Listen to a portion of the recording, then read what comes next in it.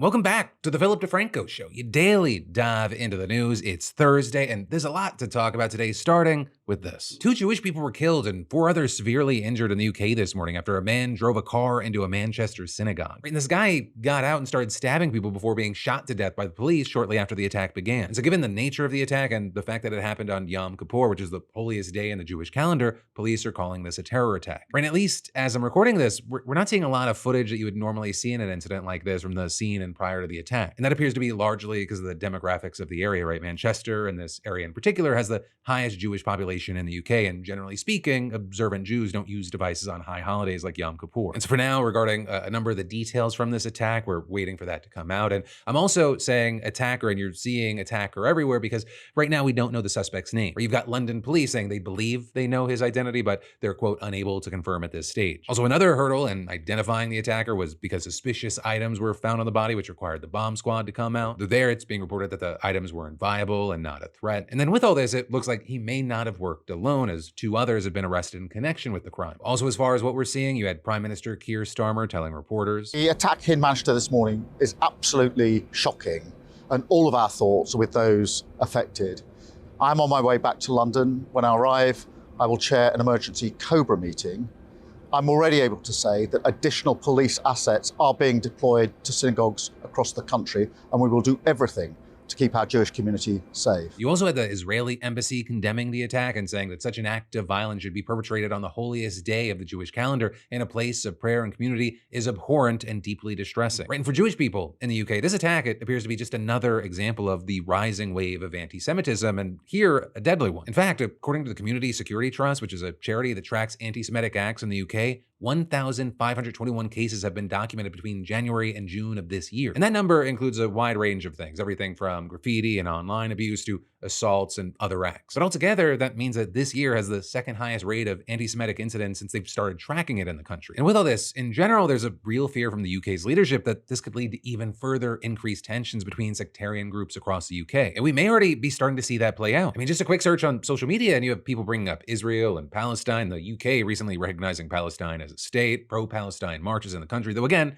right now, we do not officially know any details about the attacker or his beliefs. But again, for now, we have eyes on this, and we're gonna have to wait to see what information comes from the investigations here. But then also, regarding the topic of anti-Semitism, we should talk about this news involving the ADL and FBI. Because Kash Patel, the director of the FBI, he just announced that the agency is cutting ties with the Anti-Defamation League, with them saying that they're an extreme group functioning like a terrorist organization. And this notably after Elon Musk and other right-wing influencers went after the ADL for its work documenting alleged racism and anti-Semitism connected to Charlie Kirk's Turning Point USA. Though technically, the ADL never actually labeled Turning Point an extremist or a hate group. Right? Instead, it described it as a right-wing student organization that provided a platform for extremists and far-right conspiracy theorists. They then also claim that TPUSA's leadership and activists have made multiple racist or bigoted comments and have been linked to a variety of extremists, and they gave various examples there. And they then also argued that Kirk himself pushed numerous conspiracy theories about election fraud and COVID-19 and has demonized the transgender community, as well as promoted Christian nationalism. Right, and then connected to that, you had a fair share of people sharing screenshots of an ADL webpage talking about what's known as the Christian identity movement, right? Which is,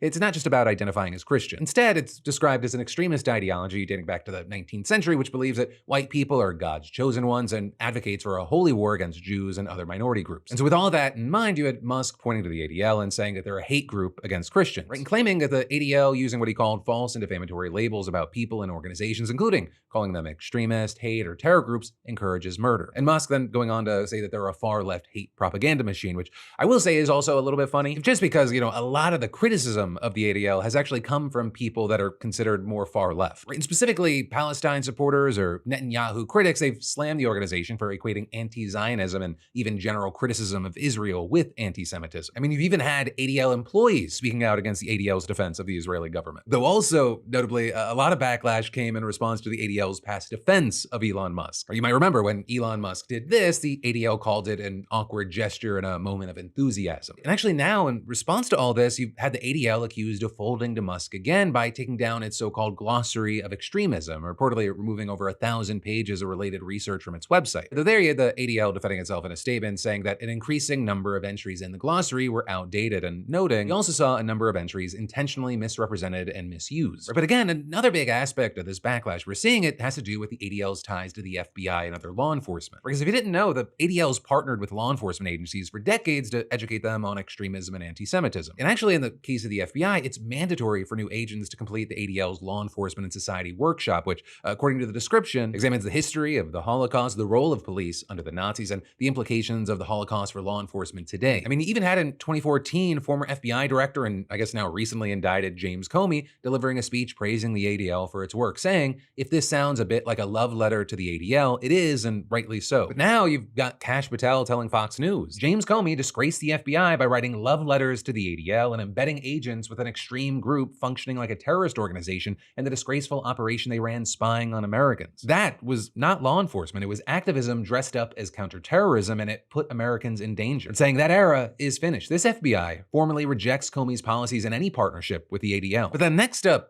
in the news, let's talk about Trump gearing up to send ICE to Bad Bunny's Super Bowl performance. Because in case you missed it, the NFL and Apple Music, they announced that Bad Bunny is going to be the halftime headliner this year. And that's not like the most surprising news. He's one of the biggest artists in the world. But still, because everything is stupid, that sparked a controversy. Because even though Bad Bunny is from Puerto Rico, which is an American territory, many on the right believe that this was an un-American choice. Or with some outrage that his music is primarily in Spanish, not English. You had people like Megyn Kelly even calling this election an active middle finger to the right. And then others posting things like Roger Goodell and the NFL just decided to make the Super Bowl political. This is not a pick designed to unite football fans or let people just enjoy the show. It was a pick designed to divide fans, and no doubt Bad Bunny will find some way to push a woke message. Does this guy really scream American football to anyone? Right, and then with all that, you had people pointing to Bad Bunny actually opting to not do any shows in the 50 states for his recent tour because he has a huge Latino fan base and he was concerned about ICE. Or with him explaining there were many reasons why I didn't show up in the US, and none of them were out of hate. But there was the issue of like fucking ICE could be outside my concert. And well, now it's not just randoms and commentators online. This has reached the Trump administration. Right? Because you had Corey Lewandowski, a senior advisor in the Department of Homeland Security, going on a podcast and getting asked if there would be ICE enforcement at the Super Bowl. And there he said, there is nowhere that you can provide safe haven to people who are in this country illegally, not the Super Bowl and nowhere else. We will find you. We will apprehend you. We will put you in a detention facility and we will deport you. So know that that is a very real situation under this administration. It's so shameful that they've decided to pick somebody who just seems to hate America so much to represent them at the halftime game. Right, so that clip, it's taken off, and you had ICE backing up those comments to TMZ, confirming that ICE presence will be at the event. And that ended up sparking its own wave of responses with some thinking that it's ridiculous to threaten an ICE raid over a Puerto Rican and therefore American artist. Right, some saying this just proves Bad Bunny's point about not touring here. But this also, as some have said, this feels like a pretty empty threat. Right, arguing that the crowds attending the Super Bowl and those attending a regular Bad Bunny concert, they're just not the same group. And so people saying it's less likely that fans would be putting themselves at risk or be in risk in the same way with his own world tour. Though also, the fact that this even turned into a big controversy at all, for many it proves why it's such a big deal that Bad Bunny is doing the halftime show. Bad Bunny is performing at the biggest stage on the biggest night in the United States when Latinos are being scapegoated, persecuted, and being talked about like we don't belong here. Bad Bunny champions his island, okay? He's constantly wearing his culture on his sleeve. It's representation. It's defiance. It is joy in the face of people who try to shrink us. And then there's more news we got to talk about. But first, let me say, fall is here and it's stacked with football, baseball, concerts like Billie Eilish, the Lumineers, Benson Boone, Lorde, Doechii, the Jonas Brothers. It's all happening. And we've been giving out $500 every single week for over a year, thanks to our sponsor at SeatGeek. And somehow you still haven't entered for free. All while it's been so awesome seeing so many of you beautiful bastards win the $500 SeatGeek weekly giveaway and use it to hit up concerts, games, Broadway shows. I mean, you guys are living your best lives. And again, if you haven't entered yet, it takes 2 seconds, and next week's $500 winner could be you. Though also, for the uninitiated, SeatGeek is the #1 rated ticketing app with over 28 million downloads and tickets to over 70,000 events, sports, music, comedy, theater, you name it. And if you're new, you're a first-timer, download the app, scan the QR code, or hit that link in the description and use code Phil for $20 off your first ticket purchase. And then, and this is key, add code DeFranco to your SeatGeek account. That gets you $10 off at any ticket, and it enters you in for a chance to win the weekly $500 giveaway, no purchase required. And SeatGeek vets, that applies to you too. You just add code DeFranco to your account, account and you're entered. Scan that QR code or click the link below and use codes Phil and DeFranco and go make some memories. But then next up, in the news, 30% of the people who responded agreed that Americans may need to resort to violence to get the country back on course. But that is what we're seeing from this new survey, and the details of it are very interesting, because that 30% is up 11 points from just a year and a half ago. And while you saw increases for all party identifications, they did not rise equally. Republicans went up 3 points, independents went up 7 points, and Democrats shot up 16 points, going from 12 to 28%. Though with that, while the Democrats had the biggest increase, that's only because Republicans were already so high. Right, a year and a half ago, Republicans were where Democrats are now in terms of support for potential violence, and today, they're even higher, showing 31% support. And so basically what you have are the Dems catching up. And as for why you're seeing all this, you had NPR's senior political editor, Domenico Montanaro, whose outlet was involved in the survey, giving his interpretation. And I think that it really speaks a lot to people who feel under threat in the country, whether they're targeted for hiring practices or feel like they don't have upper mobility or feeling like that the country's not going in the direction they want. In some senses, though, I feel like there's a failure of politics here overall, because if you feel that politics, which is the only way to really create change in the country, is the way to make that change, then you don't feel this way. But when politics people feel has let them down, then you start to see these kinds of openings. Right, and that actually brings us to another poll that just came out, because it seems to demonstrate what he just said. Because it found that 64% of registered voters believe the nation is too politically divided to solve its problems. And that's up 22 points from 42% in the fall of 2020, which was when the US was dealing with COVID lockdowns and BLM protests. Right, and we're seeing all of this is now a third of people said that America's problems are so bad that it's in danger of failing as a nation. And that, including well over a half of Democrats and only around 6% of Republicans. Right, and with all of this, I also think it's important to note the timing, because these polls, they happened after the Kirk assassination, but before the government shutdown. So it's very possible that some of these numbers may have shifted. Now, with all that said, there are things that Americans seem to agree on. Right, so for example, despite a third thinking that political violence may be necessary, 95% of Americans still say that it's a problem. Though then with that, when you ask about what kind of violence they're worried about, you get very different answers. Right, so for Republicans, you saw more concern about violence against public officials, whereas Democrats, they had more concern for violence against protesters. And then for many other issues, the broad surface level agreement, it also turned out to conceal kind of a deeper disagreement when you break it down further. So like, for example, only 12% of registered voters support revoking the licenses of TV stations that air programs criticizing Donald Trump. But when you narrow it down to just Republicans, that number jumps up to 26%, or around 1 in 4. Right, and that is 64% of Republicans here added that Trump's actions pressuring media organizations which cover him unfavorably have been about right or haven't gone far enough. And then, even on Jeffrey Epstein, although 61% of Americans disapprove of the Trump administration's handling of the case, that number is only 25% for Republicans, or with nearly half of Republicans approving of it and 9% saying they don't want any of the files released, whether the victims' names are redacted or not. But I will say, despite all this, I was able to find at least one question from the second survey on which it appears that both sides seem to genuinely agree. Right, and that is whether they would call each other the enemy or fellow Americans whom they merely disagree with politically, or which is 10% of Democrats and 14% of Republicans opting for the harsher description and the overwhelming majority liking the kinder one, which, does give some hope given the kind of venomous rhetoric we've heard from many, including from the president. I hate my opponent, and I don't want the best for them. I'm sorry. I called the fake news the enemy of the people, and they are. It is the enemy from within, and they're very dangerous. They're Marxists and communists and fascists, and they're sick. These people, they're so sick.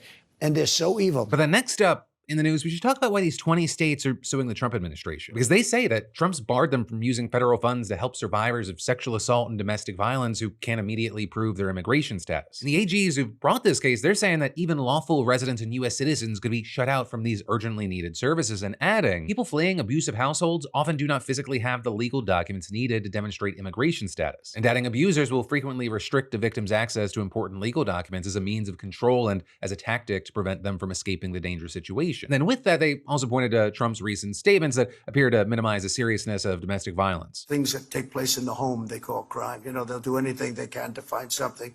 If a man has a little fight with the wife, they say this was a crime, see? So now I can't claim 100%. But also with this, to zoom out a bit, this has to do with funding that's awarded by way of two laws, the Victims of Crime Act and the Violence Against Women's Act, as well as something called the Burn Memorial Assistance Grant Program. Right, and the Justice Department's new rules restricting the use of this funding to provide legal services to undocumented immigrants is scheduled to go into effect on October 31st. Though also with this, I'll say, this isn't the first time that the White House has gone after money meant for the victims of crimes. Back in August, the Trump administration actually threatened to withhold Victims of Crime Act funding to states that don't assist with immigration enforcement. With that, also prompting 20 states as well as DC to sue the Trump administration, right? Because that funding, it reportedly covers the cost of about 75% of state-run victims' compensation programs. Right? And those programs, they help victims with medical expenses, counseling, and even funeral costs in the case of homicides. Right? And these funds, they also pay for services including testing rape kits and going toward grants for organizations helping people recover from domestic violence and other trauma. And also, a very big thing is that this funding, it doesn't actually come from tax dollars. It comes from fines and penalties in federal court cases. And so with all that, you've got people like New Jersey Attorney General Matthew Plekin saying, the administration's threat to withhold funds was